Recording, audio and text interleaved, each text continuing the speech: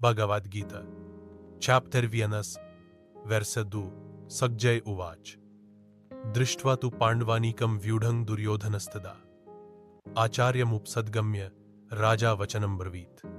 2 संजय उवाच। संजय ने कहा, दृष्टा देखकर, तू किंतु पांडव अनीकम पांडव सेना व्यूढ़ंग व्यूह रचना में खड़े होना, दुर्योधना राजा दुर्योधन तदा तब आचार्यम गुरु उपसंगम्य पास जाकर राजा वचनम शब्द अब्रवीत कहा।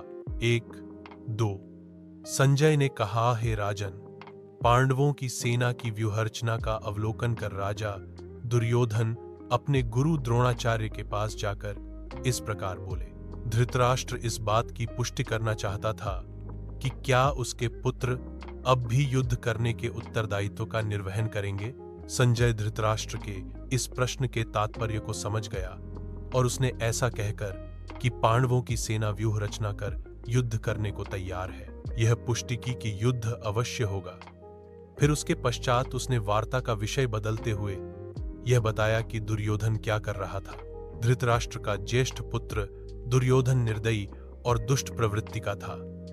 धृतराष्ट्र के जन्मांध होने के कारण व्यावहारिक रूप से हस्तिनापुर के शासन की बागडोर दुर्योधन के हाथों में थी। वह पांडवों के साथ अत्यधिक ईर्ष्या करता था और कठोरता से उनका दमन करना चाहता था ताकि वह हस्तिनापुर पर निर्विरोध शासन कर सके।